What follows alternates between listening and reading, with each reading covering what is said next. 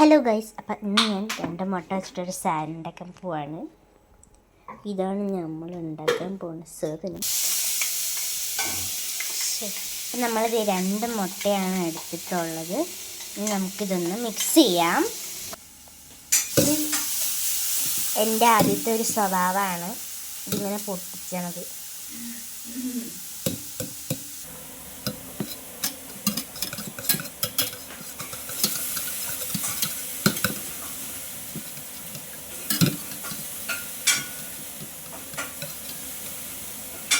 ഞാൻ വേഗം പോയിട്ട് വരാം.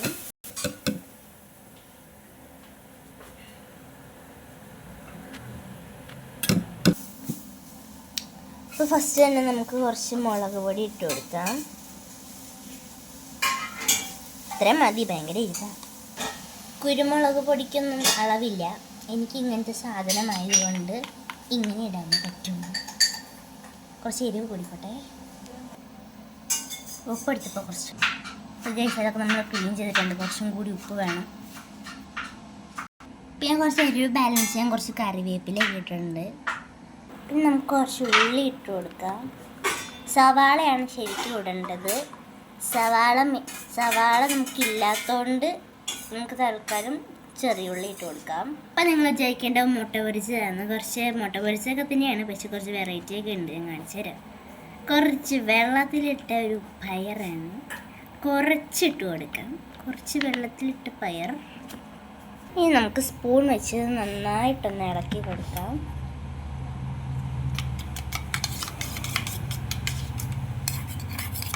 തക്കാളി ഇടണം കേട്ടോ. തക്കാളി എൻ്റെ കയ്യിലില്ല.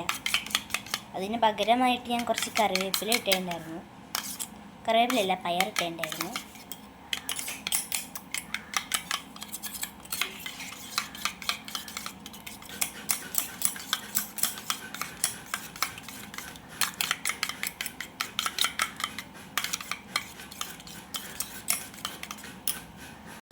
ഇത് നമ്മൾ മിക്സ് ചെയ്ത് വെച്ചിട്ടുണ്ട്. കുറച്ച് കളറൊക്കെ ഉണ്ട്. കുരുമുളക് പൊടീൻ്റെ കളർ കേട്ടോ.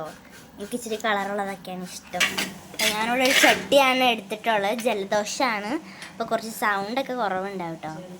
അപ്പോൾ നമ്മൾ ഇട്ടിട്ടുണ്ട്. നമ്മൾ ചിക്കി പൊരിക്കാനാണ് പോണത്. എല്ലാവർക്കും വേണ്ടി നമ്മൾ ചിക്കി പൊരിക്കാൻ വേണ്ടിയിട്ട് പോകുന്നത്. ഇനി നമുക്കിത് ഇളക്കാം. എന്തൊക്കെയോ മണം ഉണ്ട്. കറിവേപ്പില ഇട്ടതിൻ്റെ മണം എനിക്കറിയാം, പക്ഷെ പയറിട്ടിട്ട് നല്ല സ്മെല്ല് വരുന്നുണ്ട്.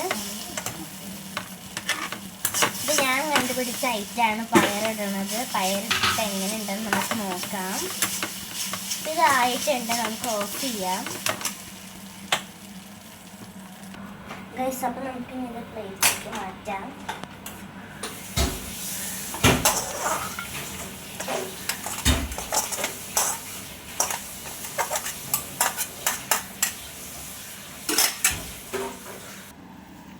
ഗൈസ്, അപ്പം നമുക്ക് കഴിച്ച് നോക്കാം.